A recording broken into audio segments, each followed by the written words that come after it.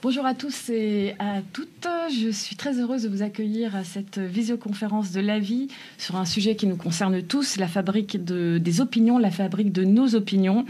À l'heure où les fake news prolifèrent, où les réseaux sociaux façonnent nos convictions et où les algorithmes filtrent notre vision du monde, il devient urgent de comprendre comment se construisent nos certitudes. Et pour éclairer ces questions essentielles, j'ai le plaisir d'accueillir Albert Moukébert. Bonjour Albert. Bonjour Anne. Vous êtes docteur en neurosciences cognitives et psychologue clinicien. Vous avez aussi cofondé le collectif CASMA, qui étudie la formation des opinions. Et vous êtes l'auteur de Votre cerveau vous joue des tours, un best-seller, traduit dans 12 langues et en cours d'adaptation pour Arte. Et plus récemment, vous avez écrit Neuromania aux éditions Alary. Bienvenue. Qui sera un best-seller. Et qui sera sans doute aussi un best-seller traduit dans 12 langues. Eh bien, notre conversation va durer environ 45 minutes. Et puis, il y aura une session de questions-réponses. Et vous pouvez poser vos questions via le chat. On va en sélectionner le plus possible pour les soumettre à notre intervenant. Alors, sans plus attendre, je pose une première question. Comment se forgent nos opinions ? Vaste question. Vaste question. Alors, je pense qu'avant d'arriver à comment se forgent nos opinions, il faut comprendre comment fonctionne notre cognition. Comment on fait sens du monde. Parce que nos opinions sont... Je vais faire quelques raccourcis, mais ça va être clair au fur et à mesure, j'espère. Nos opinions sont des croyances, d'un point de vue de leur nature. Et nos croyances se fondent par notre contact avec le monde. Et je pense que on a tous des intuitions. C'est ça qui rend mon métier un peu particulier, je pense, par rapport à d'autres métiers. C'est que sur la psychologie humaine, sur le fonctionnement des humains, on a tous des intuitions sur comment on fonctionne. On n'a pas attendu l'avènement de la psychologie, des neurosciences pour commencer à avoir des idées. On a tous des idées sur les gens font ci, les gens sont comme ça, depuis aussi longtemps qu'on puisse remonter. Mais il se trouve que parfois, ces intuitions ne sont pas exactes. Et je pense qu'il y a quelques intuitions qui sont au cœur de pourquoi on a du mal parfois à comprendre comment se forment nos opinions, comment est-ce qu'on peut lutter contre la désinformation, etc. Et je pense qu'au cœur de tout ça, la première, c'est que on pense qu'on est des êtres rationnels, alors qu'on ne l'est pas. On pense que notre cerveau est une sorte de un centre de commande qui reçoit un signal entrant, le traite et donne un signal sortant, et c'est pas vrai non plus. Et que le comportement d'un humain est le résultat de son activité cérébrale seulement, et c'est pas vrai non plus. Donc on peut aller point par point. On n'est pas vraiment rationnel, on ne fonctionne pas du tout en faisant une sorte de pesée risque-bénéfice avant de décider. On décide un peu à la louche, on est des êtres approximatifs. Donc ça, c'est le premier point hyper important pour comprendre pour la formation de nos opinions. C'est que, on fonctionne de manière approximative, premier point. Le deuxième point, c'est qu'on ne fonctionne pas en signal entrant et sortant parce qu'on a des ressources très limitées. Quand on essaye, par exemple, d'isoler, je sais pas, on va oublier les opinions pour le moment. Si on parle juste de la perception, je te regarde, je te vois, tu me regardes, tu me vois. Si j'isole... Parce qu'on dit souvent que notre cerveau reconstruit le monde. Mais c'est pas vrai, notre cerveau n'est pas juste en train de reconstruire le monde. Parce que si je prends la vision, des photons de lumière sont en train de rebondir sur ton visage à partir des projecteurs, ça change leur longueur d'onde, ça touche ma rétine transforme ce signal en signal électrique, qui va le long de mon nerf optique, arrive à mon cortex occipital, qui est mon cortex visuel primaire, qui va reconstruire cette image, et l'expérience visuelle apparaît. C'est comme ça qu'on apprend les sens. Mais en fait, c'est pas vrai. Ça, c'est une partie infime de ma perception. Si j'essaye d'isoler le signal qui arrive à ma rétine, il est morcelé, il y a des bouts qui manquent, c'est vraiment pas top. Par exemple, toute ma vision périphérique ne devrait pas être en couleur, j'ai pas de récepteur de couleur sur ma vision périphérique. Toutes ces couleurs viennent en fait de mon cerveau. Ma perception et la formation de mes opinions, c'est pas un chemin à sens unique qui rentre et qui sort. C'est un double chemin. On appelle ça, pour ceux qui veulent aller plus loin, on appelle ça la perception top-down et bottom-up. Donc bottom-up, c'est le signal entrant, du bas vers le haut, donc les photons de lumière qui rebondissent, mais c'est un signal très très morcelé, qui va être complété par ce qu'on appelle le top-down, donc mes attentes, qui vont venir compléter ces informations qui manquent. Et donc ça, c'est la deuxième règle pour comprendre comment on forme nos opinions, c'est de comprendre qu'on est tout le temps dans ce qu'on appelle un environnement informationnel incomplet. ou dans un certain degré d'incertitude. On n'est jamais en train de comprendre tout ce qu'il y a à l'extérieur. Le signal est biologiquement incomplet et notre cerveau le complète avec ses processus top-down. Et le troisième point, c'est que tout ça se passe automatiquement. Donc je ne peux pas dire à mon cerveau, est-ce que tu peux me montrer juste le signal bottom-up ? Ok, est-ce que tu peux maintenant me montrer... C'est un peu comme la régie que je remercie beaucoup est en train de faire pour choisir quel signal de caméra vous voyez. Je ne peux pas dire à mon cerveau, ok, maintenant montre-moi le top-down, maintenant montre-moi le bottom-up. Les deux sont mélangés et devient une seule truc. Et donc dans ma tête, je ne peux pas savoir quelles informations, quelles opinions sont en train d'arriver de fait et quelles opinions sont en train d'être dénaturées par mes processus top-down. Donc c'est deux signaux qui sont mélangés en permanence. Plus une situation est incertaine ou ambiguë, et plus je vais pallier avec mes processus top-down, et moins une situation est incertaine et ambiguë, plus on appelle ça des informations stabilisées, plus elle est stabilisée, et plus on va être d'accord. C'est pour ça que, je ne sais pas si on parle de désinformation, on va retrouver de la désinformation sur les vaccins, pour Covid par exemple, quelque chose de nouveau, donc récent, mais on ne va jamais trouver, ou je pense que ça n'existe pas, si quelqu'un les trouve, tant mieux pourquoi, des informations sur les plâtres quand on se casse le bras. Parce que c'est plus stabilisé. On fait l'immobilisation des membres brisés, ça remonte à l'Antiquité, et du coup, il y a plus de bottom-up que de top-down. Donc, on baigne dans de l'incertitude, on ne réfléchit pas de manière rationnelle, entre guillemets, c'est-à-dire pas de coût-bénéfice, etc. On fonctionne à la louche, et on bouche des trous en permanence. Et là-dedans, nos opinions sont des sortes de croyances sur le monde, de croyances spécifiques. Mais ce mécanisme est le même pour si je me forme des opinions sur ma relation de couple, sur comment fonctionnent mes enfants, sur mes supérieurs hiérarchiques, ou sur le conflit au Soudan. Mais alors d'où nous vient cette certitude d'avoir raison et d'avoir une opinion éclairée Je pense parce que, vu que ces mécanismes sont automatiques, on ne peut pas savoir combien nos opinions sont morcelées. C'est-à-dire ces deux signaux se mélangent, et dans ma tête, lire un fait, ou lire une opinion, ou me former une idée, c'est un peu partout. Et pour le moment, on est encore dans vraiment la première phase, qui est la phase la plus simple, j'ai envie de dire, c'est-à-dire pour le moment, il y a juste moi et moi-même. Mais comment est-ce qu'on se forme nos opinions dans la vie quotidienne ? C'est pas du tout juste comme ça. C'est-à-dire, déjà, l'information que je suis en train de compléter en top-down, elle vient d'où ? Est-ce que je l'ai vue dans un journal ? Est-ce qu'on me l'a raconté dans un dîner ? Est-ce que je l'ai vu plein de fois ? Si on rentre un peu plus dans les détails, par exemple, il y a un effet très, très important en psychologie. Il y a deux effets dont je peux parler. Je peux en parler pendant des heures, mais si je prends 2 ou 3 effets qui sont assez centraux, allez, on va dire 4 effets qui sont assez centraux. 2 qui sont assez simples, le troisième et le quatrième un peu plus complexes, on va dire. Le premier, c'est l'effet du messager. On est des animaux sociaux. On est profondément imbriqués les uns avec les autres. Et on n'a pas les ressources cognitives nécessaires pour se former des opinions éclairées sur tout. C'est juste pas possible. Je ne peux pas avoir de bonnes opinions sur les neurosciences, sur la psychologie, mais aussi sur la mécanique si ma voiture tombe en panne, si j'en avais une, mais aussi sur quoi faire si ma fille tombe malade, comment construire une maison, qu'est-ce qui se passe au Darfour, mais aussi à Gaza, mais aussi sur le nucléaire, mais aussi sur l'A69, mais aussi machin. Donc comment est-ce qu'on résout ce problème ? On délègue. On se fait confiance. Et donc une première partie centrale de comment se forment nos opinions, c'est que ce n'est pas mon opinion. C'est quelle opinion formée par autrui j'accepte de faire entrer dans mes cartes du monde. La deuxième, c'est si on oublie l'effet messager, il y a ce qu'on appelle les effets de répétition simple, qui deviennent très, très, très, très, très, très, très importants quand on s'informe en ligne. Les effets de répétition simple, c'est quand on voit une même nouvelle être répétée plein de fois, de plein de sources différentes, je me dis, peut-être que c'est vrai, s'il y a tellement de gens d'horizons très variés qui sont en train de le répéter, peut-être que c'est vrai, et ça, avec l'algorithmisation et les bots, vous avez un exemple, par exemple, de... Alors, des exemples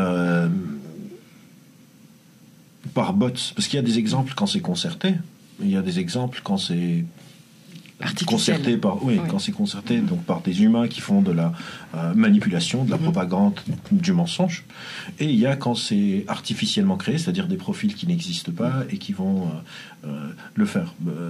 Sur les bots, j'ai suivi ça un peu de loin, mais l'élection en Roumanie qui a été annulée C'était pas des agents réels qui faisaient ça. Donc on sait que c'est le cas. Il y a aujourd'hui des indices qui semblent indiquer que le gouvernement israélien aussi a une armée de bots qui semblent venir d'Inde, qui traquent. Donc les bots, c'est quoi? Parce que les gens ne le réalisent pas peut-être. Je parlais avec une pote aujourd'hui, je lui parlais des bots, elle ne savait pas. Elle me dit mais à quoi ça ressemble? Genre il y a des robots et en fait, s'il y a des gens qui nous regardent, ils savent pas à quoi ça ressemble. C'est assez impressionnant. C'est des sortes de hangars avec des tonnes et des tonnes et des tonnes de téléphones. On prend des téléphones à 50 €, à 100 €. Ils sont tous branchés sur des chargeurs, comme ça, plein de téléphones. Ils ont des scripts. Ils vont créer des profils, par exemple sur TikTok, sur Twitter, sur Facebook, sur Instagram, sur les réseaux sociaux. Et ils vont avoir des sortes de textes types, différentes versions un peu, pour que ce ne soit pas exactement les mêmes mots, même si parfois c'est assez simple de les débusquer. Et ils vont faire des recherches sur des mots-clés. Dès qu'il y a un mot-clé qui apparaît, ils vont aller et poster leur truc dessus. Est-ce que c'est en lien, est-ce que c'est pas un lien? C'est pas grave. L'important, c'est de créer une sorte de faux consensus artificiel. Donc ça, c'est deux exemples qui me viennent en tête. Pour Israël, c'est un papier assez récent, donc je suis pas très sûr encore, mais pour la Roumanie, ils ont annulé l'élection, donc je pense qu'ils ont quand même des données assez simples. Et sur les humains, ça devient plus de l'éditorialisation du contenu, hein. C'est pas et ça c'est pas très difficile. Je veux pas donner d'exemples parce que souvent quand on donne des exemples, il y a tout le temps des gens qui nous écoutent qui vont que ça va lever les défenses du truc, parce que c'est en lien avec le troisième effet dont je vais vous parler. Comme ça me fait une transition. Le troisième qui s'appelle le raisonnement motivé. Et donc le raisonnement motivé, c'est quoi? Parce qu'on ne forme pas nos opinions de la même manière sur tous les sujets. Si par exemple maintenant je viens et que je te dis, est-ce que tu savais que, je sais pas, George Washington, ses dents étaient faites de plein de trucs. Il avait des dents en bois, des dents d'os d'animaux, etc. Tu vas me dire, ah bon? Tu vas me dire, ah bon? Et peut-être que tu vas pas me croire, mais si j'ouvre mon téléphone et je te montre genre les dents de George Washington, tu vas me dire, ok, je savais pas, ok. Tu vas l'accepter. Parce que sur ce sujet, les dents de George Washington, tu t'en fous. Et donc tu n'as pas un raisonnement très motivé. Et donc tu l'acceptes beaucoup plus facilement parce qu'il n'y a pas vraiment d'enjeu. Si, je sais pas, je viens et je te raconte qu'un pays a changé sa capitale et tu t'en fous de ce pays, tu te dis, ok, pourquoi pas. Mais on a un deuxième set de croyances qu'on appelle des raisonnements motivés. C'est quand on est attaché à une opinion. Si je viens et je te dis, je sais pas, des études, j'utilisais un exemple vraiment terrible, mais ça va être plus simple à expliquer. Des études ont montré, je sais pas, que la pédophilie c'est bien pour la santé mentale des enfants. Tu vas pas me dire, ah bon, ok. Tu vas faire avec tes yeux, mais putain, il est dingue. C'est qu'on a un raisonnement motivé, tu es attaché à cette opinion et tu vas pas l'accepter de la même manière. Du coup, quand je veux donner des exemples politique, par exemple, si je viens et je dis, je sais pas, le président a fait ça, ou Mélenchon a fait ci, ou Le Pen a fait ci, machin, des gens qui nous regardent et qui ont un raisonnement motivé vis-à-vis de cette personnalité, elle va juste pas entendre nos propos, elle va s'arrêter à l'exemple. Souvent, j'utilise des schtroumpfs, j'utilise des je sais pas quoi, n'importe quoi pour expliquer l'idée. Et donc, le raisonnement motivé, c'est comme si on a deux manières de réfléchir. Soit je peux réfléchir comme un détective. Un détective, il suit des preuves et il arrive à sa conclusion. Soit je dois réfléchir comme un avocat. Un avocat, il a sa conclusion, il va réorganiser les preuves pour arriver là où il a décidé à l'avance qu'il veut aller. Le raisonnement motivé, c'est quand on est en train de réfléchir plutôt comme un avocat que comme un détective. Et donc, je sais pas, je suis quelqu'un très engagé contre la fast fashion, et j'ai voté Emmanuel Macron, et je soutiens Emmanuel Macron, et je découvre que Castaner a rejoint le board de Chine. Et je vais essayer de trouver des exemples ou des manières de m'en sortir pour dire il a le droit de travailler, il a machin. Ce qui me fait arriver à mon quatrième effet. Cette personne, elle a pas seulement un raisonnement motivé, elle a un raisonnement motivé et elle a été placée dans un état très important en psychologie qu'on appelle la dissonance cognitive. La dissonance cognitive, c'est quand je me retrouve face à une contradiction de quelque chose qui est très important pour moi, ou pas nécessairement important, mais souvent très important pour moi, et ça me cause une tension intérieure. Et quand on est face à une dissonance cognitive, on a 3 stratégies pour en sortir. Elles ont été décrites par Léon Festinger dans les années 40 et 50. Et donc ces 3 stratégies, c'est soit je change le sens de l'idée, donc qu'est-ce que ça veut dire? Soit je change le comportement, soit je change l'idée en elle-même. Donc si moi je reprends mon exemple du supporter de LREM et de Castaner qui découvre qu'il a rejoint le board de Chine alors que cette personne est aussi engagée contre la fast fashion et pour la transition écologique, elle est en dissonance cognitive, elle a 3 choix. Soit elle va changer son engagement, elle va dire en fait Chine c'est pas si mauvais que ça, j'ai regardé un peu plus en détail, ils font des trucs très bien, c'est un peu ce que Castaner a fait, il a commencé à dire ça permet à tout le monde d'avoir accès à la haute couture, machin, réduction de dissonance cognitive en changeant l'idée même. Elle peut changer de comportement, en l'occurrence pas vraiment un comportement mais c'est aussi au niveau des idées, et dire en fait je m'étais trompé, c'est des menteurs, je ne suis plus pour Castaner, c'est inacceptable, et je change mon opinion, ce qui est souvent très difficile, parce que si on est très engagé, ça coûte beaucoup plus cher. Et la 3e idée, c'est de rationaliser, un peu ce qu'a fait Emmanuel Macron quand on lui a opposé cet élément. Il a dit c'est bas ce que vous faites, il a le droit de travailler comme tout le monde, pourquoi est-ce qu'il y aurait certains postes qui sont inacceptables, alors que le conflit d'intérêts est énorme. Castaner était quand même ministre de l'Intérieur, il a un carnet d'adresses de fou et il rejoint une boîte qui fait du mal à l'environnement, à tout le monde, qui est étrangère, machin. Donc, nos opinions ne sont pas quelque chose qui est figé, genre on lit des informations et ça rentre et ça imprime dans mon cerveau. Ça se construit en groupe, de manière sociale, dans un environnement informationnel qui aujourd'hui est assez malsain, en lien avec nos croyances préétablies, ce qu'on appelle en sciences cognitives nos a priori. C'est pas du tout le même mot que a priori dans le langage courant. En anglais on dit priors. Et c'est quelque chose d'assez fluide, d'assez dynamique et pas nécessairement de factuel. Il y a aussi beaucoup d'émotions dans Il y a bien dans sûr, tout ça. alors j'aurais dû commencer par ça. Quand je dis cognition, j'inclus les émotions là-dedans. D'accord. Par exemple, le raisonnement motivé, je suis très attaché à mon opinion. L'attachement est aussi émotionnel pour moi. J'ai fait une conférence et il y a un chapitre dans Neuromania sur le sujet. Pour moi, la séparation raisonnement et émotion est complètement artificielle. Une raison et une émotion viennent tout le temps ensemble. Limite, on peut avoir des oppositions entre une dyade émotion-raison et une autre dyade émotion-raison. Mais il y a rarement une émotion comme ça seule qui se balade sans idée, et une idée comme ça seule et qui décide de se cogner les unes les autres. Donc évidemment qu'il y a de l'émotionnalité. Parfois il y a des je suis engagé financièrement, j'ai payé de l'argent, je sais pas, j'ai donné de l'argent pour un parti politique et je découvre qu'ils sont corrompus. Ouais. Et puis c'est très difficile aussi de changer d'avis. C'est-à-dire, ça demande quand même aussi un... Alors on revient à changer d'avis, c'est vraiment dans le raisonnement motivé. Si je te dis, en fait, tu sais, cette histoire que je t'ai racontée sur George Washington est fausse, alors qu'elle n'est pas fausse, c'est vrai, il avait des dents de tout, il avait des dents complètement de n'importe quoi, mais pour ceux qui aiment bien, vous pouvez aller regarder une photo, c'est vraiment, il avait genre une dent de je sais pas quel animal, un bout de bois, un truc de céramique, je sais n'importe quoi. Mais si je te dis, en fait, je t'avais menti, tu vas changer d'avis très facilement. On change difficilement d'avis, plus on a un raisonnement motivé sur un sujet, et plus on aura du mal à changer d'avis, et moins on a un raisonnement motivé sur un sujet, et moins on aura du mal à changer d'avis. Si tu es hyper engagé pour le bio et tout ça, et je viens et je te montre un papier qui dit en fait les OGM c'est pas mauvais pour la santé, j'en sais rien, je suis en train de dire un exemple, tu vas avoir beaucoup de mal à changer d'avis sur le sujet parce que tu es engagé là-dedans, alors que si tu t'en fous un peu, c'est pas le truc qui te travaille, tu es anti-OGM parce que tu as vu plein de gens dire que les OGM c'est de la merde, et un jour tu tombes sur quelqu'un qui t'explique par A plus B que c'est pas si mauvais que ça, tu vas changer d'avis. C'est pas vrai qu'on n'aime pas changer d'avis, on n'aime pas changer d'avis sur les sujets qui sont importants pour nous. Et ça peut être important pour nous pour des engagements temporels, pour des engagements financiers, pour des raisons d'appartenance à un groupe social, pour plein de raisons diverses et variées qui font que non, on va pas changer d'avis facilement, mais en général, on change d'avis. D'accord.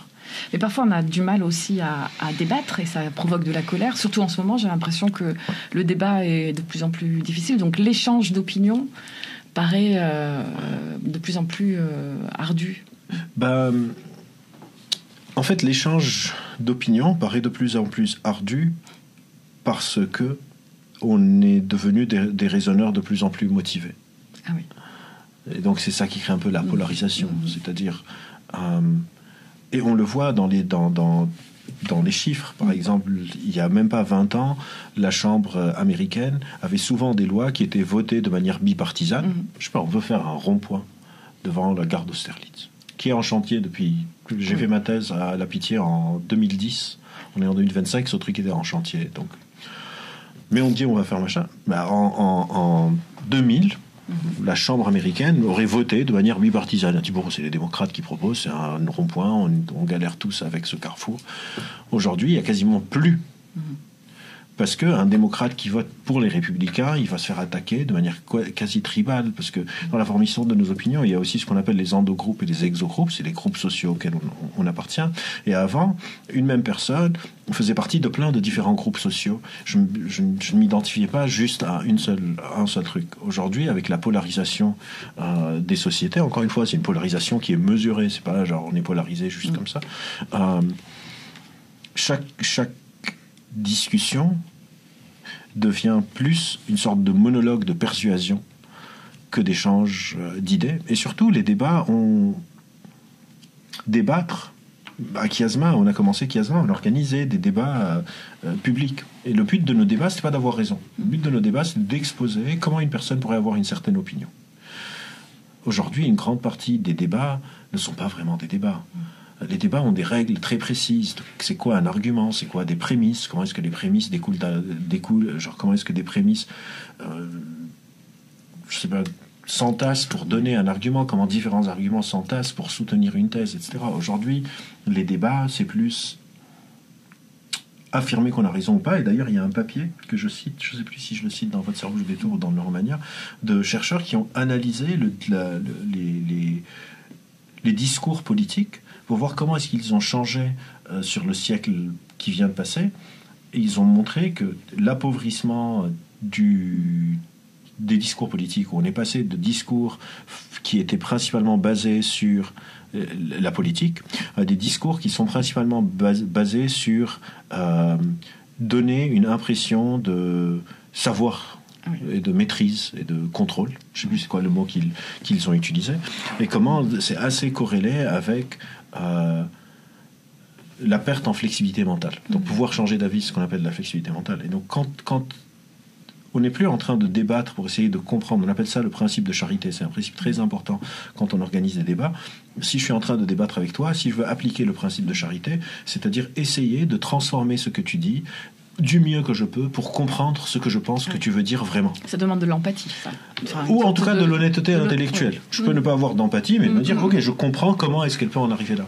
Aujourd'hui, on est vraiment dans le cas contraire, c'est-à-dire on attend la petite phrase pour sauter sur le cou de la personne, ne plus lui lâcher la grappe et continuer de taper dessus non-stop pour se dire on est les gentils, c'est les méchants. Et donc, il y a une sorte de la démocratie, le but d'une société démocratique, c'est pas le consensus. C'est le dissensus acceptable. C'est de me dire, écoute Anne, on n'est pas d'accord sur ce point, mais on va continuer à faire société ensemble. Parce qu'on est d'accord sur ce qu'on appelle un socle commun de réalité. On est tous les deux d'accord qu'il y a du chômage, on est tous les deux d'accord que le chômage, c'est pas une bonne chose, qu'il faudrait qu'on le réduise. Mais toi, tu penses que pour réduire le chômage, il faut réduire les taxes sur les sociétés pour qu'elles embauchent plus. Et moi, je pense que pour réduire le chômage, en attendant que ça reprenne, il faut augmenter les aides sociales pour que les chômeurs puissent vivre de manière décente et digne, et qu'ils ne sont pas des assistés, et que personne ne va pas travailler juste pour avoir les aides, parce que je pense que c'est une manière très caricaturale de penser les humains. On ne va pas être d'accord. Oui.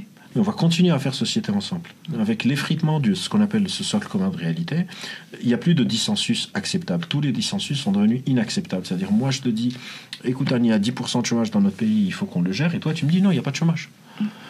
C'est pas des chômeurs, c'est des flemmards qui veulent pas bosser. À France Travail, il y a des offres d'emploi infinies qui sont non pourvues. Donc non. C'est juste que les gens doivent accepter de prendre les boulots qu'on est en train. On a besoin de rien changer.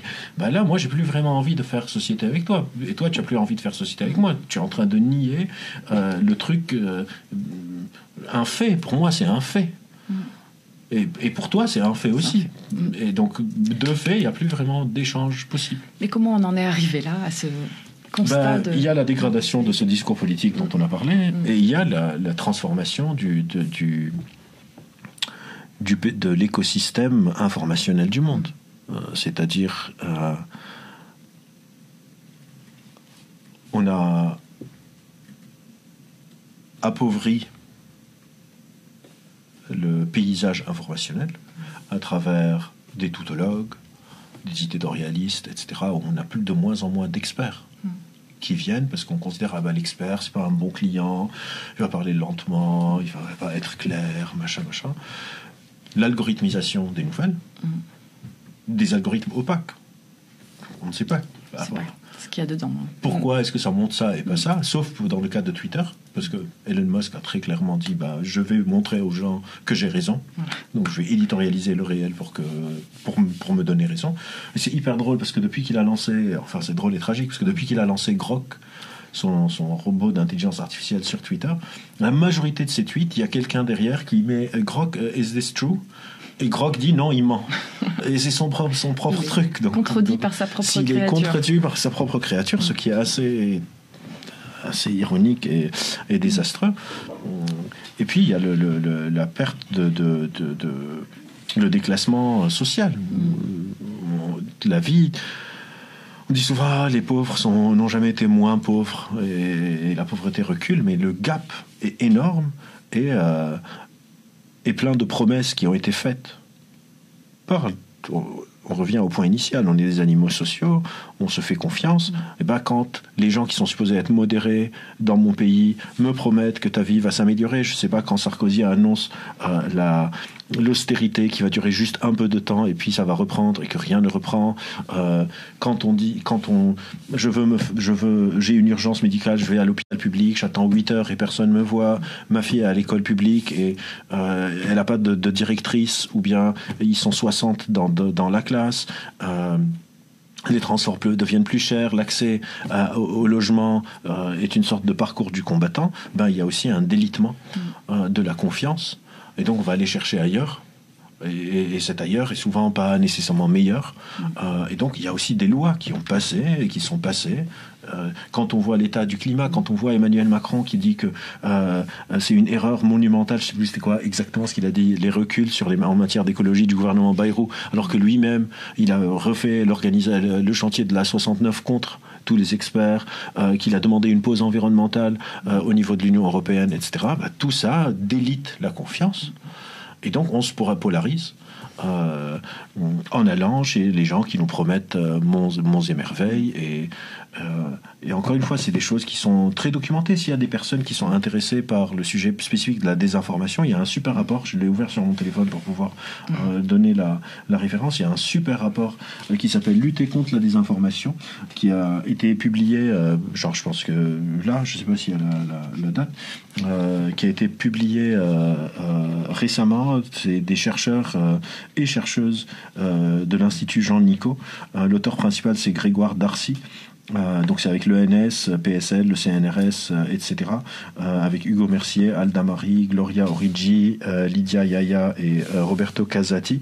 Et ils expliquent très très très bien dans leur rapport que souvent on va faire semblant que la désinformation c'est un problème d'appareillage cognitif ou des biais cognitifs, peut-être qu'on en reparlera, etc. Et ils expliquent très bien que la désinformation, donc si je lis le sommaire du résumé exécutif, la lutte contre la désinformation repose sur un modèle implicite et simpliste de la psychologie humaine qui est parfois contre-productif. Donc la désinformation n'est pas due à un problème d'irrationalité.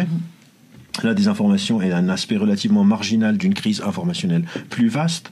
La désinformation n'est lisible qu'à travers le prisme de l'environnement dans lequel elle se déploie. Après, il y a d'autres points, mais ce qui nous intéresse aussi, c'est pour lutter contre la désinformation. Le volet 1, c'est les politiques de renforcement de la résilience cognitive individuelle. Bien que c'est le truc qui est le plus plébiscité, reste peu efficace. On ne va jamais pouvoir lutter contre la désinformation en faisant des ateliers de raisonnement critique aux individus. C'est une manière complètement naïve de percevoir le truc. Le volet 2, c'est les réponses les plus efficaces passent par une transformation structurelle de l'écosystème informationnel. En gros, on ne peut pas avoir des monopoles de milliardaires qui renvoient des journalistes, qui renvoient des humoristes, qui interdisent des livres, qui font tout et n'importe quoi. Et le troisième volet, c'est la réduction des vulnérabilités sociales, économiques et institutionnelles constitue l'approche la plus structurante pour lutter contre la désinformation. C'est vraiment une responsabilité que je recommande vraiment. Souvent, il y a des papiers qui vont sortir sur les biais cognitifs, sur le raisonnement critique, machin, et quand ce rapport est sorti, j'étais genre enfin. Il est sorti le 5 juin, donc il y a 11 jours. Et il est téléchargeable gratuitement, accessible à tous. C'est Darcy et al. 2025. Lutter contre la désinformation, penser autrement l'action publique à l'aune des sciences cognitives. Oui, parce que en fait, cette désinformation, elle est faite aussi par des personnes qui connaissent très bien le fonctionnement du cerveau, et notamment de ces fameux biais cognitifs. Oui, bien sûr. Et bien sûr que Google ont des laboratoires de sciences cognitives, que Netflix a des laboratoires de sciences cognitives, que le groupe Bolloré a sans doute des laboratoires de sciences cognitives. Et surtout, à la différence des laboratoires de sciences cognitives, auxquels j'ai pu faire partie, c'est qu'eux, ils ont des budgets infinis, et deux, ils ont des données infinies. Nous, quand on est au CNRS, on veut faire une recherche, on doit aller chercher des participants et tout. Mais moi, si je suis Instagram, je peux savoir à quelle vitesse la personne est en train de défiler son écran, la vitesse de son doigt, quoi. Si sur Facebook vous écrivez un post et vous l'effacez, ils savent que vous avez écrit, que vous avez effacé. Bien sûr, c'est leur appli. C'est pas la nôtre. Ils savent qui ciblait quoi, qui est en train de parler de quoi, et avec l'intelligence artificielle. Donc quand je parle d'intelligence artificielle, c'est pas les chat GPT machin, c'est les big data. Je peux mettre tout ça dans un truc et dire ok, je vais faire 10 posts et je vais les montrer à 1 million de personnes pour chaque post et voir lequel fonctionne le mieux. Et après déployer ça sur tout le monde. Et là, on n'est plus du tout en train de lutter à armes égales, où moi, avec ma petite formation en raisonnement critique, je vais essayer de... Mais ça veut dire que ces plateformes, elles peuvent vraiment se transformer en, on va dire, petite machine de lavage de cerveau individualisée, c'est ça? Oui, bien sûr. C'est pas elle peut. Elles sont, ça. Oui, elles le sont déjà. Elles le sont déjà. Et elles sont, encore une fois, l'exemple le plus simple à donner, c'est Twitter. Il l'appelle X, mais je vais continuer à l'appeler Twitter pendant un moment, je pense encore. Parce qu'il l'a dit. Il a dit, ma plateforme, elle va arrêter la merde wokiste, elle va arrêter le truc LGBT, elle va arrêter la merde sur l'écologie, alors que le mec, il a fondé une boîte de voitures électriques, mais passons, il a à côté SpaceX qui fait du bon boulot au niveau pollution. Et il dit, on va faire ça. Genre, on va faire ça. Et qu'est-ce que vous allez faire? Il a changé le code. Il y a une capture d'écran. Les gens peuvent la trouver. Il a demandé de changer le code pour que tout le monde voit ses tweets à lui. Tout le monde. Il a changé le code de Twitter. Si Elon Musk tweet, que tu le suives ou pas, on peut le bloquer quand même, non? On peut bloquer, oui. Mais ça demande un effort. Oui. Ça, on appelle ça la friction. Si l'effet par défaut est une des manières de manipulation les plus puissantes au monde. On l'a découvert par hasard. C'est une de mes histoires préférées, donc c'est une parenthèse, mais je la raconte. Si on est parlé dans votre cerveau vous détour, on a découvert que, je pense que c'était la Finlande et la Suède. Ça remonte, j'ai lu ça il y a peut-être 6 ou 7 ans, donc peut-être que j'ai oublié, mais en tout cas 2 pays voisins qui ont une culture assez similaire. Ils ont réalisé que dans un pays, genre les donneurs d'organes étaient 80-90% de la population, et dans l'autre pays, ils sont 5 ou 10%. Et ils n'arrivaient pas à comprendre, genre, comment est-ce qu'on peut expliquer une telle différence en 2 pays qui sont culturellement identiques. Et après, ils ont réalisé que c'était juste une question de choix par défaut.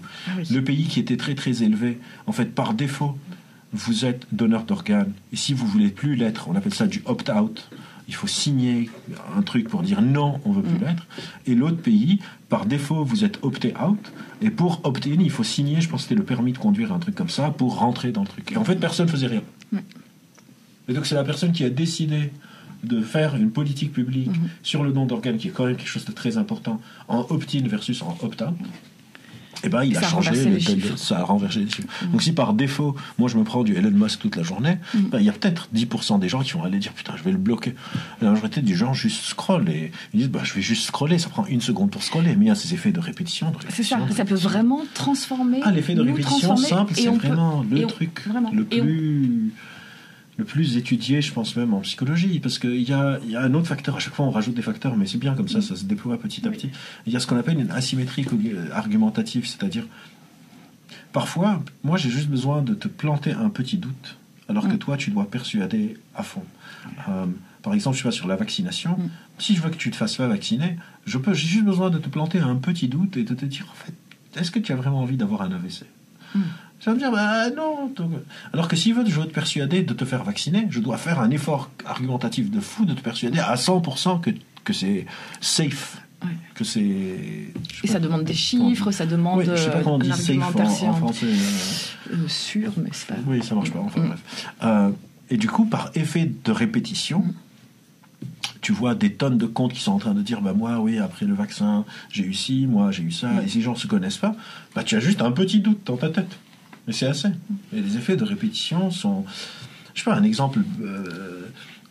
Et parfois, ça part sur quelqu'un qui dit quelque chose, parce qu'il y a le brouillard de la guerre, comme on dit, the fog of war, mais c'est repris parce qu'il y a une émotion très vive. Je sais pas, par exemple, au lendemain des attentats du 7 octobre, situation horrible, catastrophique, une journaliste, on ne sait pas si elle a menti ou si elle l'a fait exprès, machin, elle dit qu'elle a vu des bébés dans les fours. Jusqu'à maintenant, il y a des gens qui répètent le truc, alors que c'est pas vrai. Hein. Et l'événement est assez tragique pour ne pas avoir besoin de rajouter des choses. Mais c'était des effets de répétition simples. Elle l'a dit, quelqu'un l'a entendu, l'a repris, quelqu'un l'a entendu, l'a repris, ça a commencé à faire le tour des plateaux télé. Les plateaux télé ont un indice de confiance un peu plus important que des bots ou des gens lambda. Et après, c'est parti. Parce que, haute incertitude, situation d'attentat, de guerre, qui va aller vérifier dans l'horreur qui se déployait, genre vraiment plus de 1000 civils tués. Est-ce que c'est vrai ou pas? C'est presque indécent même de faire le debunking du truc. Et donc, les effets de répétition simple sont très efficaces. puissants. Et donc, quand je peux déployer 100 000 bots pour répéter, et des bots qui ont des profils de gens européens, des profils de gens africains, des profils de gens asiatiques, des profils de gens vraiment de partout, qui répètent tous le même truc, partout sur la planète, moi, je me dis... oui, c'est vrai, genre, on est en train de changer le sexe des enfants. Il y a un complot d'un lobby transgenre qui veut que les enfants ne sachent plus s'ils sont des hommes ou des femmes. Mais on voit même des parcours de radicalisation très rapides sur les réseaux sociaux. Il y a ce phénomène qu'on appelle le terrier du lapin, c'est ça? On plonge dans le terrier du lapin comme rabbit hole, comme Alice au pays des merveilles, c'est ça?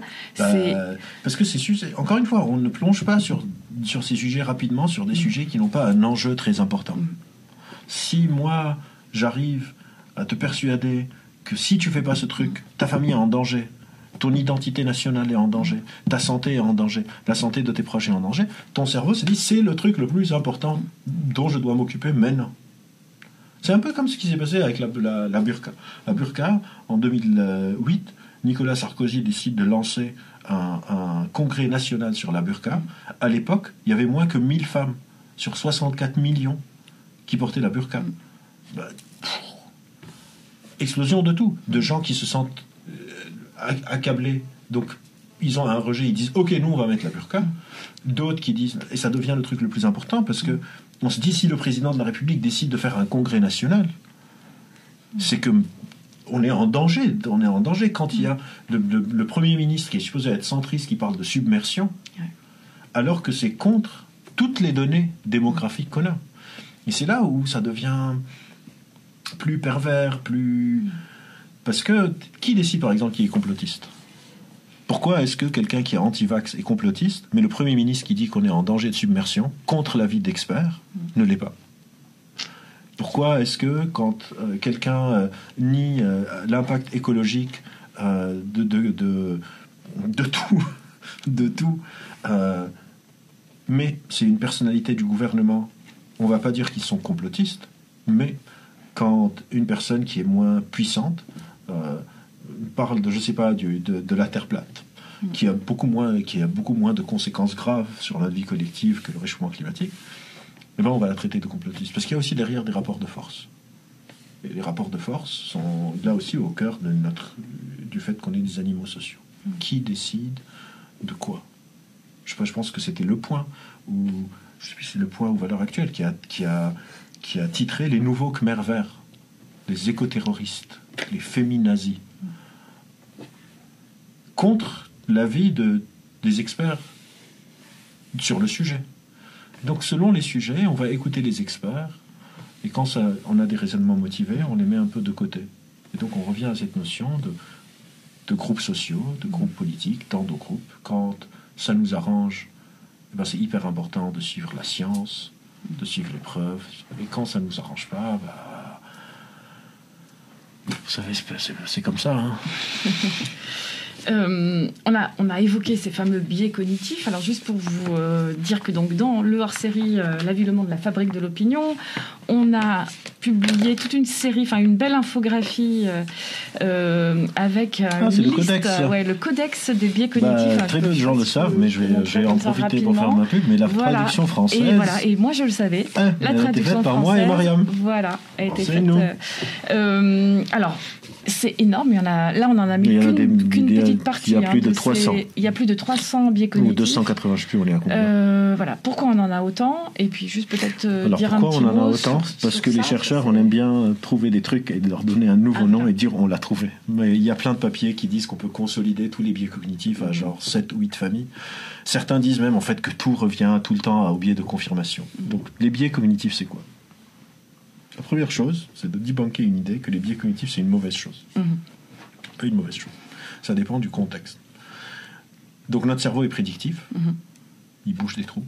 Prédictif même dans le présent, pas juste dans le passé. Genre là, mon cerveau prédictif est en train de prédire les couleurs dans ma vision périphérique en temps réel. Il est approximatif et il est automatique. Donc il faut que je décide de stratégies cognitives à adapter. Et quand je dis de cerveau prédictif, on va rentrer un peu dans les détails du fonctionnement cognitif, mais ça peut être intéressant. Prédictif, c'est-à-dire il y a une prédiction et il y a quelque chose qui est très important dans notre cognition qui s'appelle l'erreur de la prédiction. Donc, mon cerveau dit par exemple, si je tire sur cet objet, il va s'ouvrir, boum, la prédiction est confirmée, et si j'écris, ça va faire de l'encre bleue, boum, la prédiction est confirmée, mon cerveau il est content. Et parfois il y a des erreurs de prédiction. Parfois je me dis, boum, je vais l'ouvrir, mais il se trouve que quelqu'un a mis de l'encre rouge dedans, il y a une erreur de prédiction, et mon cerveau doit mettre à jour mes modèles mentaux pour que tout ça fonctionne. Pour pouvoir aller vite, pour pouvoir fonctionner, on fait ça à la louche, de manière approximative, et certaines stratégies cognitives qui peuvent être utiles dans certaines situations peuvent l'être moins dans d'autres. Moins, ça ne veut pas dire elles sont mauvaises ou elles sont néfastes. Moins, ça veut dire que ce n'est pas la réponse optimale au vu des informations disponibles. Je vais expliquer ce que je veux dire. Par exemple, une stratégie cognitive qu'on utilise tous et qui est même souhaitable souvent, c'est l'optimisme. On a envie que les gens soient optimistes. L'optimisme, c'est une prédiction sur le futur, ça va bien se passer. On peut imaginer que l'optimisme, en général, on éduque les gens pour qu'ils soient optimistes, etc. Mais il y a quelque chose qui s'appelle le biais d'optimisme. Le biais d'optimisme, c'est quoi? C'est quand cette stratégie cognitive qui est souhaitable devient moins calée sur les chances sur une sorte de situation. Je vais donner 2-3 exemples de biais d'optimisme. Par exemple, vous connaissez, imaginez, il y a, je sais pas, Géraldine. Géraldine est l'humaine la plus optimiste au monde. Donc elle imagine tout le temps que les choses vont bien se passer. Vous emmenez Géraldine à un casino, c'est catastrophique. Parce que Géraldine, au casino, elle est très optimiste, elle perd, et quand elle perd, elle est optimiste. Donc elle se dit, au prochain coup, je vais me refaire. Bien sûr. Donc elle rejoue, elle repère, elle rejoue, elle repère, elle rejoue, elle repère, elle finit fauchée. Géraldine était victime d'un biais d'optimisme. Son optimisme a causé qu'elle se fasse ruiner. Mais aussi, il y a plein d'exemples d'optimisme. L'exemple le plus commun de biais d'optimisme, je suis à 5 mètres de chez moi, du coup j'enlève la ceinture de sécurité, boum, accident. Mais le biais d'optimisme peut aussi être très positif. Il y a mon collègue qui travaille juste à côté, à l'ENS, Stefano Palminteri, qui a fait des études, par exemple, sur le biais d'optimisme chez les bébés humains. Il a montré que c'est quelque chose qui est nécessaire pour pouvoir apprendre à marcher. Je vais expliquer, ça paraît bizarre. Donc un bébé humain, il ne peut pas marcher, il essaye de se lever pour marcher. Évidemment, la première fois qu'il essaye de se lever pour marcher, il se casse la gueule. Il a très mal et c'est désagréable. Théoriquement, si on était des êtres rationnels, ils devraient se dire « je lâche l'affaire ». Mais les bébés ont un biais d'optimisme très ancré où ils se disent « au prochain coup, je vais me refaire ». Un peu comme Géraldine au casino. Donc il se remet debout, il réessaye de marcher, il retombe. Il se remet debout, il réessaye de marcher, il retombe. Il va faire ça pendant parfois des semaines, parfois des mois. C'est un biais d'optimisme, c'est complètement irrationnel, il faudrait qu'il arrête, il ne va pas réussir au prochain coup. Mais petit à petit, il ne lâche pas l'affaire, et dans ce cas-là, le biais d'optimisme, même s'il est décalé par rapport à l'information disponible, tu ne vas pas pouvoir marcher, permet la marche chez les bébés humains, et donc l'acharnement sur un biais cognitif nous permet de se mettre debout. Et il y a des tonnes de biais, il y a lesquels vous avez choisi. Il y en a plein. Il y en a plein. Donc, par exemple, je sais pas s'il y a l'effet, le biais le plus commun, et ben là, c'est le biais de confirmation. C'est vraiment un des fondements. Il y a 2 biais pour moi qui sont les fondements de tous les biais quelque part. Le biais de confirmation, d'aller chercher les informations qui vont dans mon sens, donc qui sous-tend le raisonnement motivé. Parce que les biais, c'est pas un comportement, c'est un truc qui sous-tend une sorte de vision des choses. Donc, par exemple, un raisonnement motivé. Et donc, on va chercher les informations qui vont dans notre sens. Et le deuxième biais, qui est souvent très très important, qui n'est pas là, s'appelle le biais du le biais fondamental d'attribution. C'est un biais qui fait que quand je vois quelqu'un agir d'une certaine manière, je me dis c'est de sa faute, parce que j'ai pas accès à ses intentions. Donc je me dis, il le fait parce que c'est un salaud, il le fait parce que c'est des terroristes, ils le font parce que c'est des machins, ils le font machin. Et quand moi je fais quelque chose de similaire, j'ai accès à mes intentions, je me dis, c'est la guerre, pendant la guerre, on n'a pas le choix, c'est comme ça, c'est moche, on ne peut pas faire autrement, etc. etc. Je sais pas, quelqu'un coupe la queue à la poste, je me dis, mais pour qui il se prend, c'est n'importe quoi. Et quand moi je coupe la queue, je me dis, je suis hyper en retard, ma fille est vraiment malade, j'ai besoin de ce truc en urgence, qu'on me lâche un peu la grappe. On n'a pas accès au monde intérieur des autres, on a juste accès au monde intérieur, notre propre monde intérieur, et du coup ça joue beaucoup aussi sur tout ça.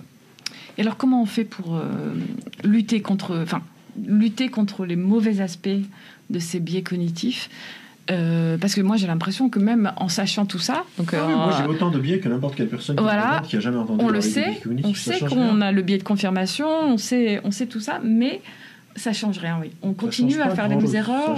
Ça change pas grand-chose. Comment ça se fait ? Le raisonnement critique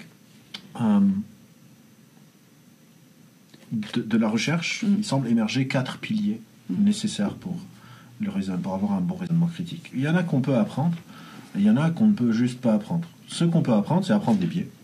Toujours bien, c'est de l'information pour l'information. Et apprendre des erreurs de rhétorique, qui sont comme les biais, mais dans la construction argumentative. Genre, tous les hommes sont mortels, Socrate est mortel, donc Socrate est un homme. Non, c'est pas vrai, Socrate est peut-être un chat ou un chien, par exemple. Ça, c'est les 2 premiers piliers. C'est facile, on peut les apprendre. À développer ce qu'on appelle son contrôle métacognitif, donc ne pas croire toutes les idées qui me viennent en tête de mon cerveau approximatif. C'est ce que Bachelard appelait penser contre son cerveau. Donc, quand mon cerveau me dit « Ah oui, c'est comme ça », de dire « Non, attends un peu, peut-être que c'est pas ça », la petite voix avec laquelle on se parle dans notre tête, l'utiliser pour penser différemment. Mais ces 2 piliers, on peut les apprendre. On peut apprendre la thérapie en grande partie, c'est apprendre à avoir un meilleur contrôle métacognitif, etc.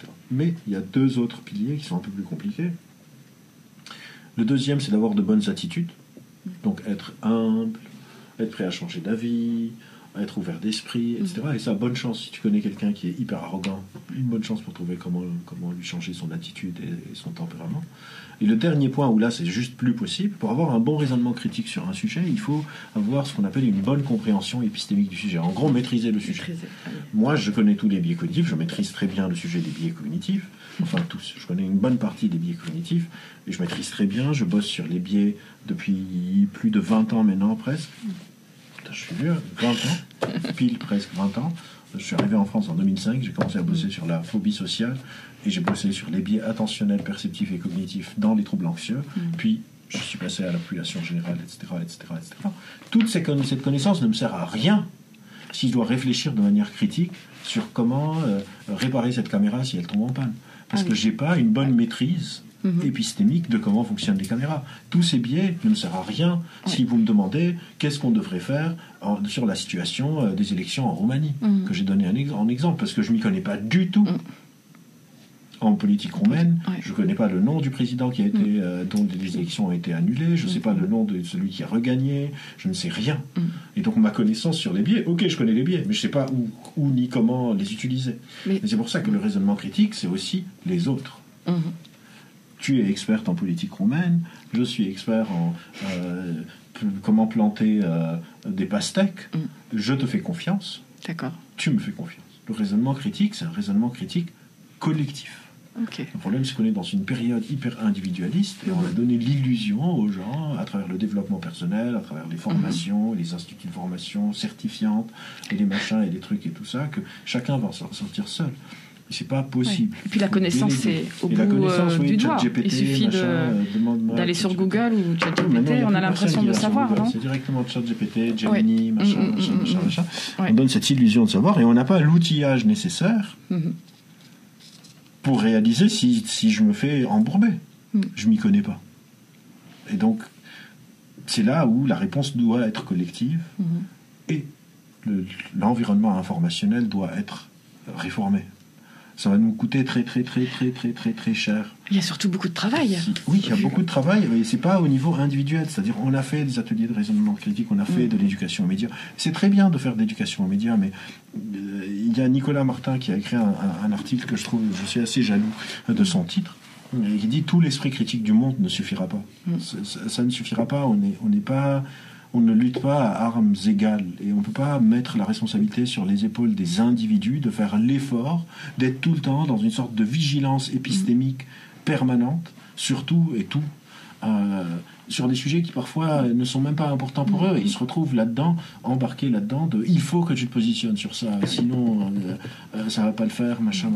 Et donc pour moi c'est plus comment est-ce qu'on va créer une sorte de raisonnement critique collectif en travaillant sur la qualité du paysage informationnel, sur les motivations des créateurs d'informations, qu'on soit plus clair sur les motivations des uns et des autres, d'accepter plus souvent de déléguer nos réflexions aux autres. Tout le monde dit « Ah, je veux pas être un mouton, je veux être un bas mouton », mais en sciences cognitives, on a deux manières de se conformer qui sont très différentes. Une qui est pas bonne, qu'on appelle la conformité normative, c'est quand je suis jeune, tous mes copains commencent à fumer, donc je commence à fumer aussi. En gros, c'est le côté moutonnier de je suis le groupe à l'aveugle.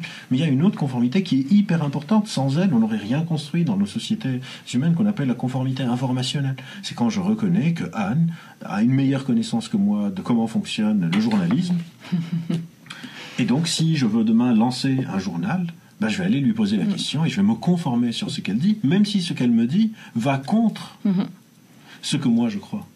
Enfin, demain, je veux, je sais pas, lancer une chaîne YouTube, et moi je pense que la meilleure chose à faire, c'est d'avoir des vidéos longues, hyper fouillées et fouillues, et j'ai inventé un mot, mais c'est pas très grave, machin. Et je contacte, je sais pas moi, mon ami de la chaîne Limite ou mon ami Louise ou je sais pas qui ont des chaînes avec des centaines de milliers de followers et ils me disent ah non en fait nous on travaille dans le domaine depuis longtemps et ça va pas marcher. Je dois avoir l'humilité de me dire je vais aller contre moi-même et suivre leurs conseils parce que je vais me conformer informationnellement et on le fait dans notre vie quotidienne sur des choses qui ne sont pas importantes tous les jours. Je sais pas, je vais dans un resto japonais et j'ai jamais été dans un resto japonais et à côté de moi il y a une table de gens qui semblent s'y connaître, donc je les vois, ils prennent je sais pas la sauce soja, ils la mettent dans la petite barquette, ils mettent dessus le wasabi et le gingembre. Je vais faire comme eux. Je ne dis pas non. Moi, je vais mettre le gingembre dans mon oreille, le wasabi dans mon nez et le sushi. Ouais, ça va faire un peu mal. C'est juste que quand on passe à des opinions, on ne veut plus se conformer. C'est un problème de confiance. C'est un problème de confiance et c'est un problème d'individualisation. Mais oui, au cœur de tout le truc, il y a un problème de confiance et un problème d'environnement informationnel. C'est pas normal qu'il n'y ait aucune conséquence, au moins dans les médias dits traditionnels, je ne vais même pas aller sur les réseaux sociaux, de gens qui viennent en plateau, qui disent des mensonges, comme quelqu'un qui vient et qui dit la Terre est plate, et non seulement il n'y a pas de contradiction sur le plateau, mais on les réinvite, et on les réinvite. Et effet de répétition simple, quand je vois une personne plein de fois à la télé, je me dis, s'il l'invite tout le temps, c'est qu'elle s'y connaît. Et il n'y a pas d'opposition, et il n'y a pas de conséquences. Il y a une sorte de non-conséquence, alors que c'est des personnes qui ont montré plein de fois qui ne sont pas fiables. Je ne sais pas, il y a certains sondages d'opinion qui font des sondages et qui sont bien au-delà de leur marge d'erreur, mais on leur réappelle le même cabinet. C'est un peu comme si je reprends l'exemple de ma voiture, ma voiture tombe en panne, j'ai pas de voiture, ma voiture théorique tombe en panne, je l'emmène au garage, et le garagiste, il ne sait pas la réparer. Je ne vais pas la ramener tout le temps chez le même garagiste. Je veux dire, peut-être qu'il faudrait que je change de garage.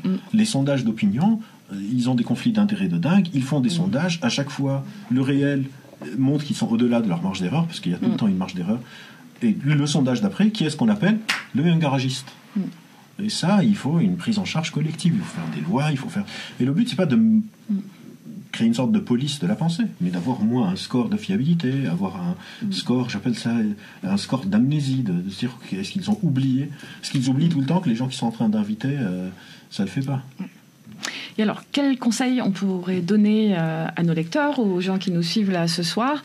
Voilà, on est tous dans un environnement de surinformation, d'infobésité. On essaye tous de savoir voilà, ce qu'il faut penser de tel ou tel sujet.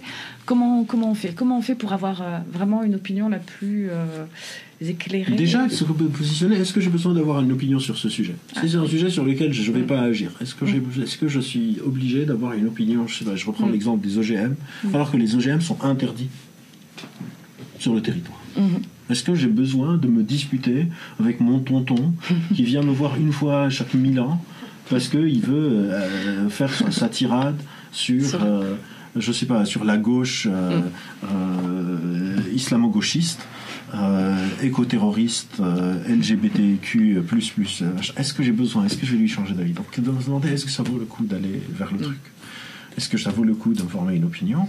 Et quand la réponse est oui, parce qu'il y a des sujets où c'est important et j'ai besoin d'avoir une opinion parce que je dois agir dessus, identifier.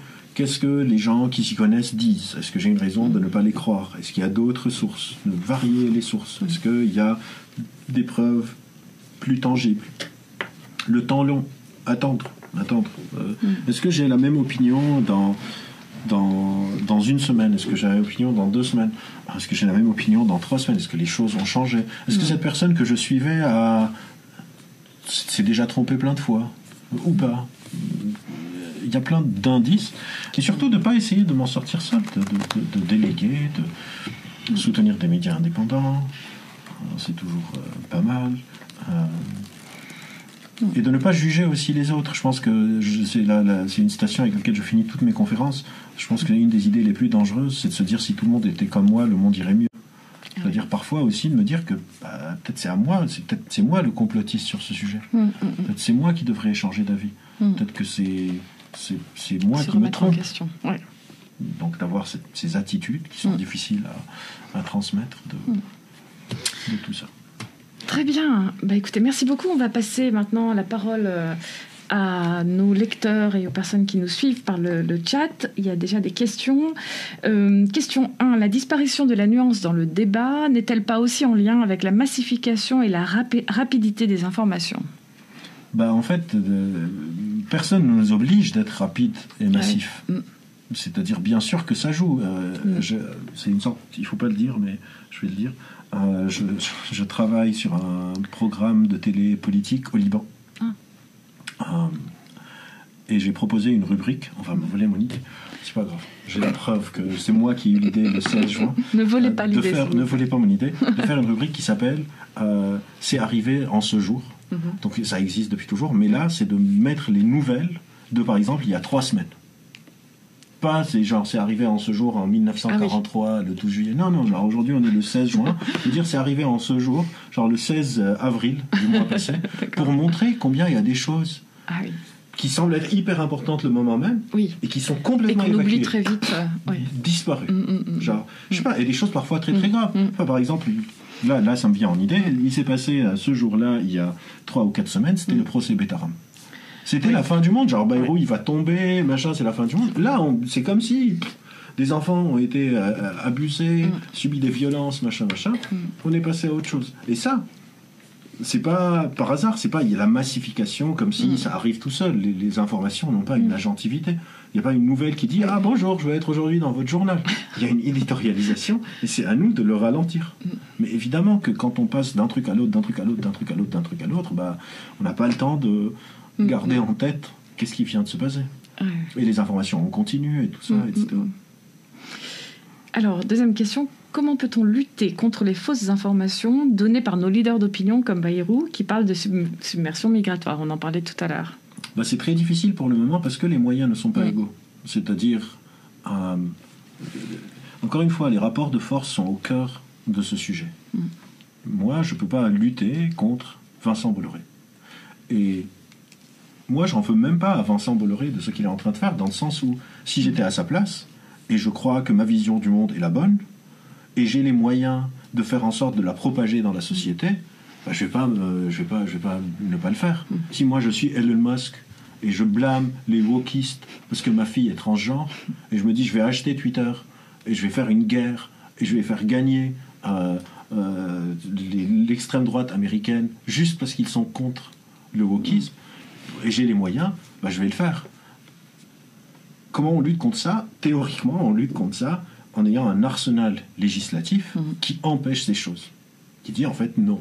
Quand tu as 20% du paysage informationnel, tu dois vendre, achète.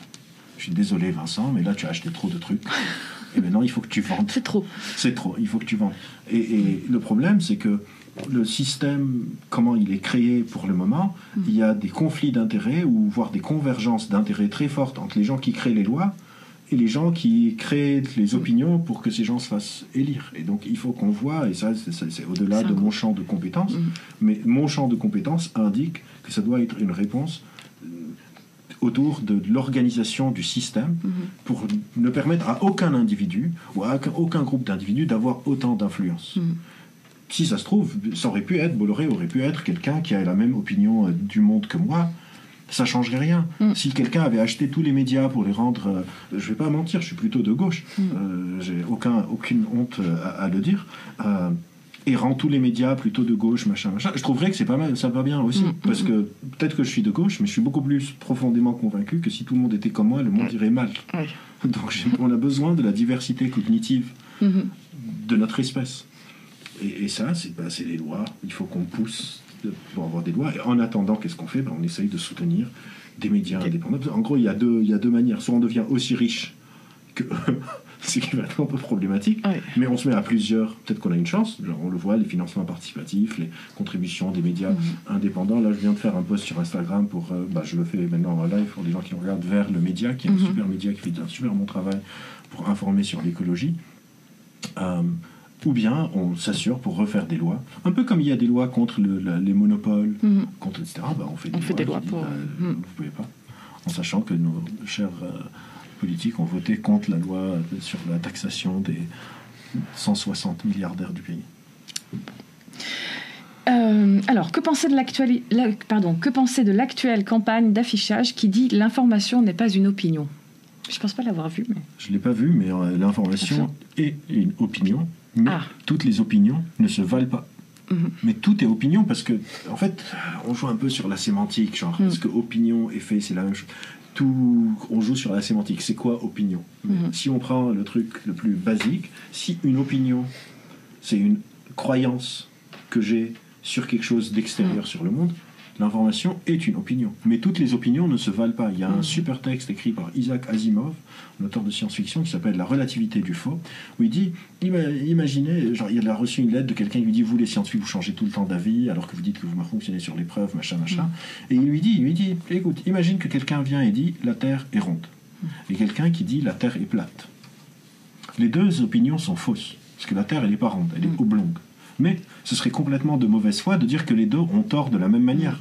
Celui qui dit que la Terre est ronde a infiniment moins tort, parce que la forme ronde est beaucoup plus proche d'une forme oblongue, que la personne qui dit que la Terre est plate. C'est un peu la même chose. L'information est une opinion, mais toutes les opinions ne se valent pas.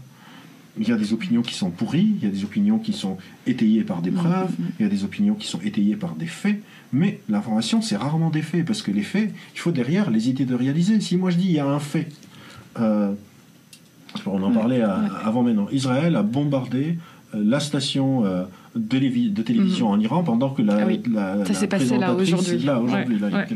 La présentatrice était à l'écran, vous pouvez voir la vidéo en ligne, elle est en train de parler, et boum, l'écran derrière devient noir, le plafond commence à tomber, etc. Ça, c'est un fait. Mais le fait, derrière, il va devenir une opinion. Parce qu'il y a des gens qui vont dire cibler des journalistes, c'est quelque chose qui est contre le droit international et c'est inacceptable. Et d'autres qui vont dire Israël est en guerre et il faut frapper les sources de propagande du régime des mollahs. Là, on passe. Donc il n'y a rien qui reste vraiment à l'état de fait. Les faits vont passe vite des faits à une opinion. À l'opinion et à l'éditorialisation des faits, la mise en récit, comme je pense le langage journalistique, en tout cas je pense que j'ai entendu un journaliste dire ça, la mise en récit des faits. Qu'est-ce qu'on va en faire? Comment est-ce qu'on va le gérer?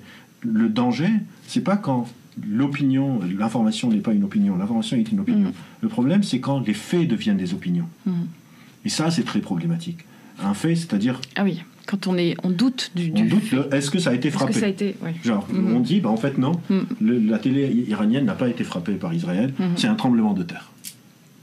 Là, c'est un gros problème. Oui. C'est quand on n'est plus d'accord sur ce qui s'est passé. Pas sur quel sens donner à ce qui s'est passé ou comment est-ce qu'on met en narration ce qui s'est passé. On est juste plus d'accord sur le fait. Et le fait n'est pas une opinion, ça c'est sûr. Mais rien dans mon cerveau n'est un fait.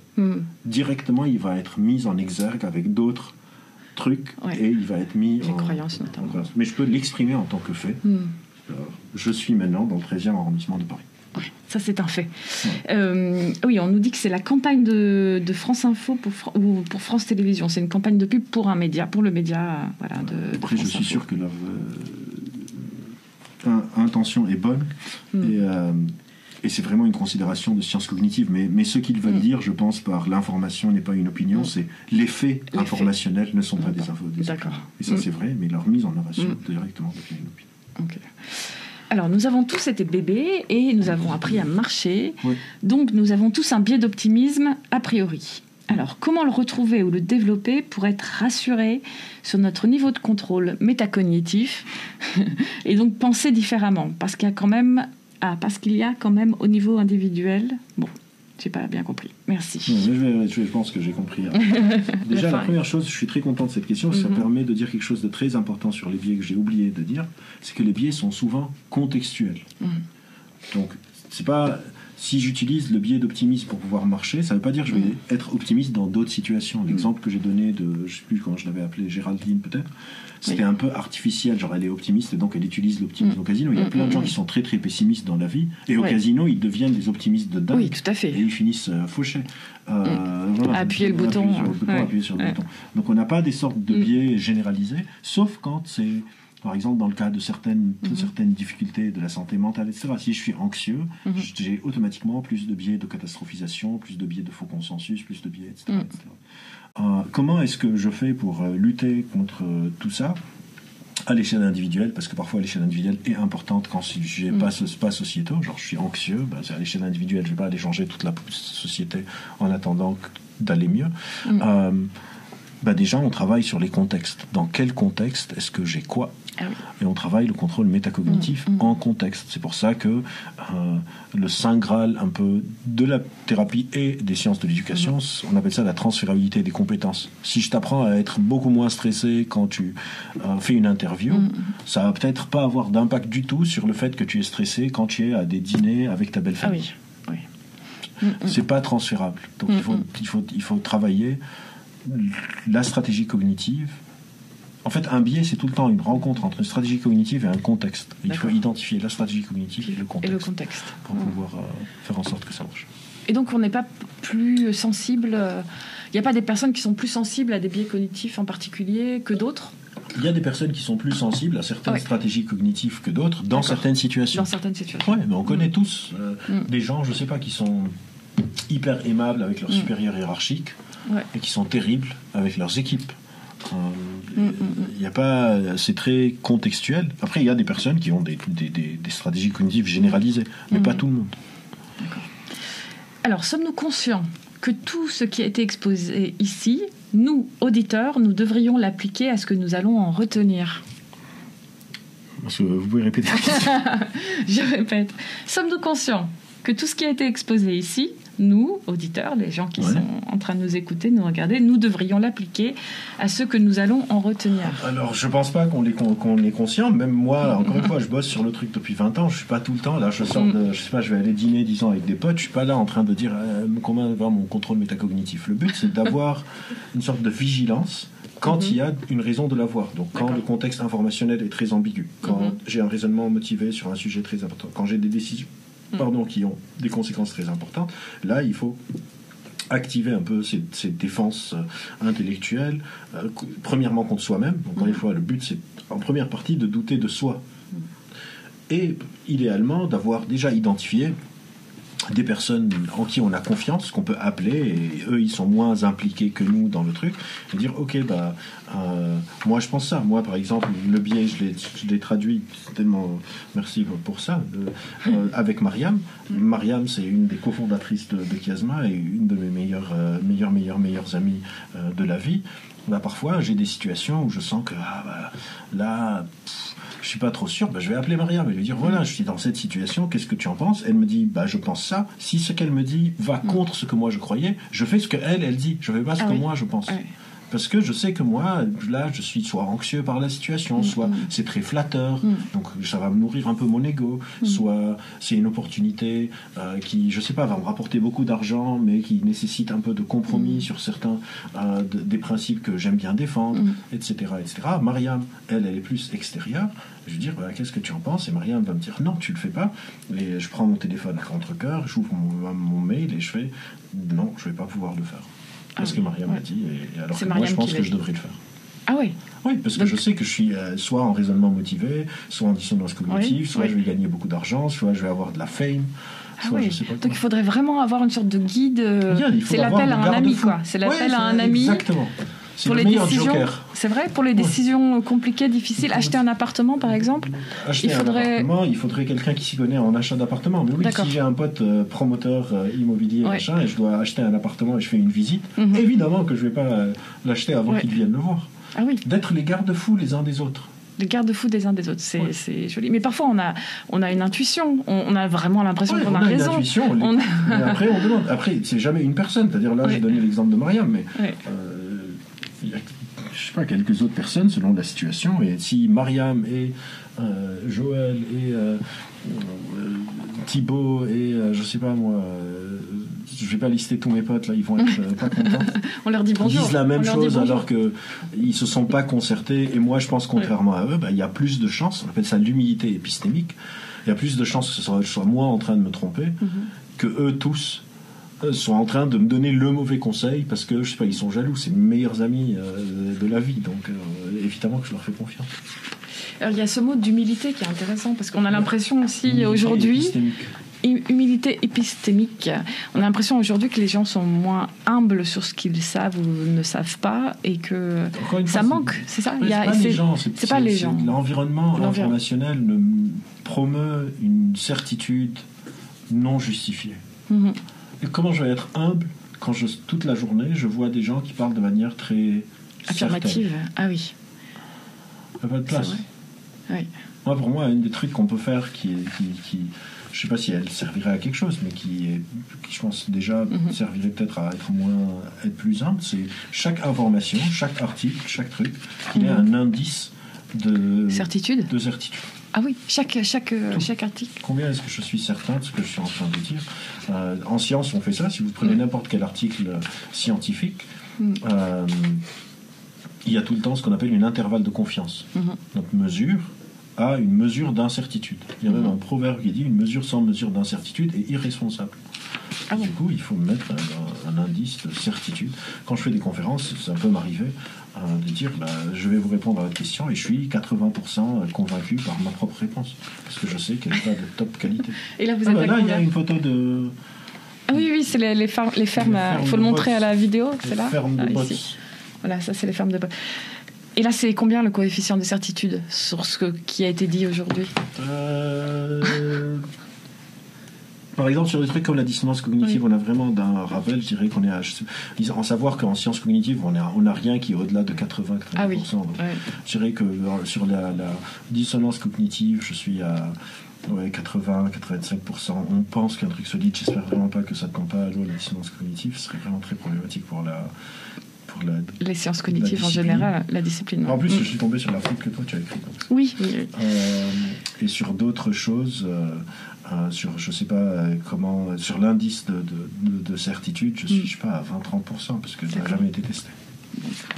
Alors, pourriez-vous réexpliquer pourquoi les opinions motivées ont tant augmenté aujourd'hui? Pour ça, je devais écrire, je pense, quelque chose. Non, c'est fait. Ah, parce que j'ai raté quelque chose, mais je sais pas. Non, c'était pas pour nous, ça. C'était pas pour ça, okay. J'ai raté une date limite. Okay. Oui. Alors, pourriez-vous réexpliquer pourquoi les opinions motivées ont tant augmenté aujourd'hui? Pourquoi les raisonnements motivés ont tant augmenté? Les opinions motivées. Oui, parce qu'il y a cette polarisation. Et donc, au lieu d'appartenir à plein, on appelle ça les self-sociaux, je peux appartenir à plein de groupes sociaux différents. Il y a une polarisation, une essentialisation. Et donc, il y a plus ce dissensus acceptable. Et donc, on sent que si je lâche un petit morceau, je vais me faire bouffer. Donc, je lâche rien. C'est qu'on a un raisonnement motivé où on n'accepte pas de lâcher rien du tout, parce que c'est ce qu'on voit. C'est-à-dire, je ne sais pas quand la dernière fois, je pense vraiment qu'il y a 2 ou 3 émissions à la télé, je regarde peu la télé, mais quand je regarde la télé, parce qu'il faut que je sois informé de qu'est-ce qui se passe, je pense qu'il y a 2 ou 3 émissions à la télé qui permettent l'expression un peu de doute ou l'expression un peu de nuance. Et les autres, j'ai vu des gens se faire remonter les bretelles sur le plateau de télé en live, parce qu'ils exprimaient une nuance. Là, récemment, je pense que c'était chez Pascal Praud. Ah oui, mais... Une fille qui est souvent invitée chez lui, je la vois tout le temps chez lui, je regarde pas tout le temps l'émission, mais je vois des extraits, etc. Je sais plus sur quoi, j'ai vraiment oublié le contexte. Elle disait un truc qui n'était pas de dingue, mais qui allait contre la doxa du plateau, on va dire. Ils l'ont engueulé. Ils l'ont engueulé vraiment. Ils l'ont engueulé en live. Genre en mode, vous dites, tout ce que vous dites est chaotique, vous êtes incompréhensible, avec évidemment l'air hyper suffisant, vous êtes incompréhensible, machin. Hanouna, n'en parlons pas, comment c'était de l'humiliation publique. Je pense qu'on va regarder des extraits des émissions d'Hanouna dans 20 ans. Dans 20 ans, et ça va faire la même chose que quand on regarde il y a 20 ans comment on traitait les femmes et qu'on continue de traiter les femmes sur les plateaux. On va se dire comment est-ce que il a 12 chroniqueurs, comment personne ne se lève et lui dit écoute, je m'en fous de ton salaire, je m'en fous que tu sois pote avec un patron, tu es un gros connard, et que tout le public se lève et parte. C'est de la folie. C'est de la folie. Je l'ai vu parler avec des gens, et c'est, en tant que psychologue clinicien, c'est de la maltraitance. Même si c'est du show business, je m'en fous. C'est de la maltraitance en direct à la télé. C'est... Il va peut-être se venger maintenant de moi. Ils m'ont dit qu'il est très... oui, il peut être très agressif. Oui. Peut-être même en direct. Non, en direct, il va dire je viens pour toi ce soir. J'ai rien fait. Non, s'il te plaît. Alors, est-ce que si chaque personne faisait une thérapie pour apprendre à se connaître, il y aurait de meilleures opinions générales dans le monde? Non, la thérapie, c'est pour des trucs spécifiques. Ce truc de vouloir solutionner par l'individu, que tout le monde a besoin d'une thérapie, c'est pas vrai. Ça tout peut le monde pas a marcher. besoin d'un coach. Mais si tout le monde devient meilleur. Parce que peut-être que c'est la dernière idée peut-être que je pourrais introduire, mais que j'ai mentionné brièvement au début de notre discussion. Je ne suis pas mon cerveau. Oui. Je suis un cerveau dans un corps, dans un contexte. On appelle ça la cognition incarnée. Si moi je suis une femme, je travaille dans une boîte, et dans cette boîte il y a mes collègues hommes qui sont sexistes. Du coup, ils me font des remarques sur ma jupe, ils me font des remarques sur ma poitrine, ils me font des remarques sur mes fesses, machin. Je peux faire toute la thérapie du monde. Si j'arrive à supporter ça, c'est pire. C'est que je suis en train d'accepter une maltraitance. Oui. Il y a des choses qui ne peuvent pas être réglées. D'accord. On appelle ça les bons niveaux explicatifs. Certaines choses sont nécessaires de prendre en charge au niveau de l'individu. J'ai une phobie sociale. Oui, Certaines choses sont dans la relation interpersonnelle. Comment est-ce qu'on se parle?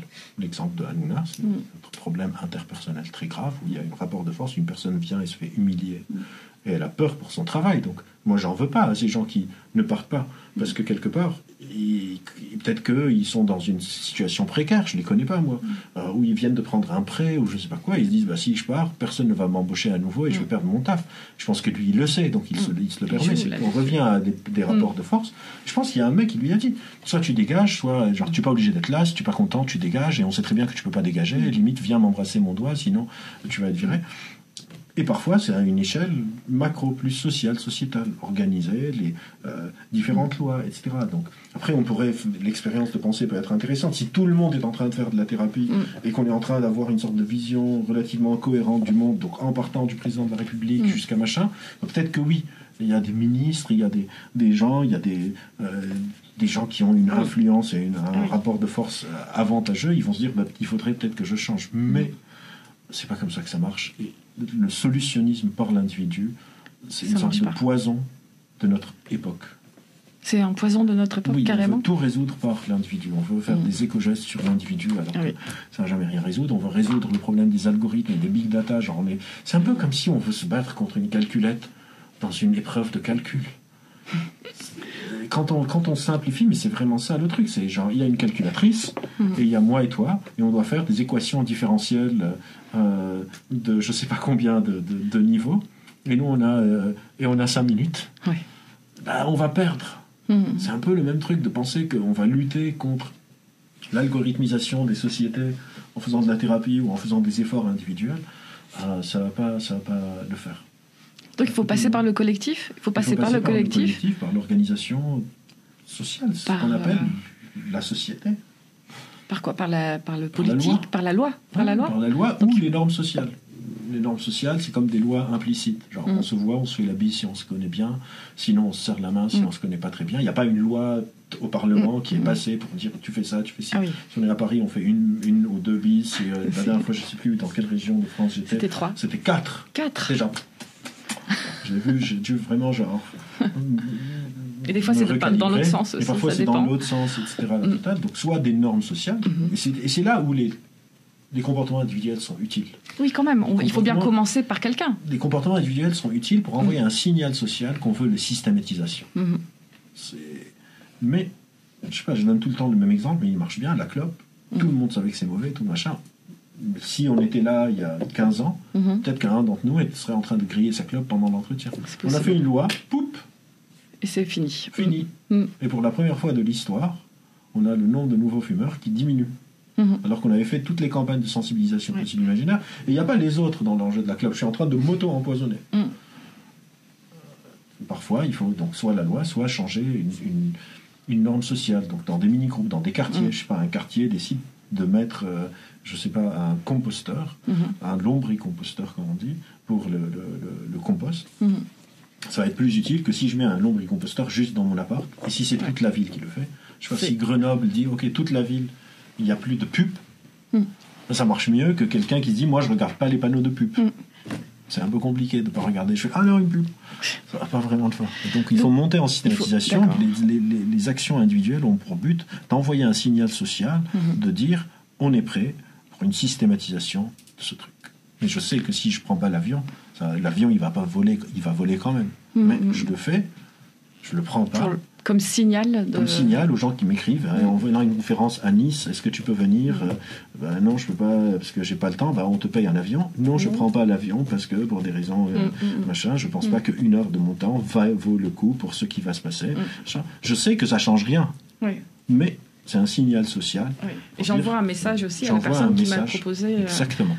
D'accord. Alors nos lecteurs et les personnes qui sont là, qui nous regardent, quel premier signal ils peuvent mettre en place? D'organiser des choses, même si, au lieu que ça soit à l'échelle individuelle, même si c'est votre immeuble, votre département dans votre boîte si c'est possible. Plus on monte, et plus l'impact se diffuse mieux dans un système. Et donc pour ce qui nous concerne, enfin la fabrique de l'opinion, comment... Sur la fabrique de l'opinion, est-ce que c'est utile d'avoir une opinion sur le sujet?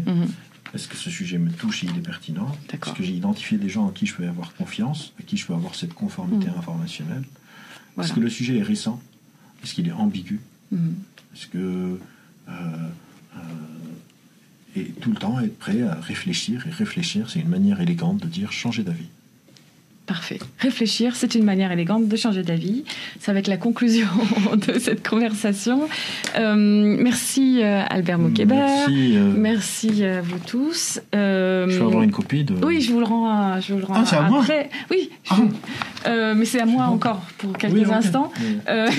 Donc c'est notre hors-série La vie, le monde, la fabrique de l'opinion, fake news, propagande, complotisme d'hier à aujourd'hui. C'est encore dans les kiosques et en vente sur la boutique de La Vie.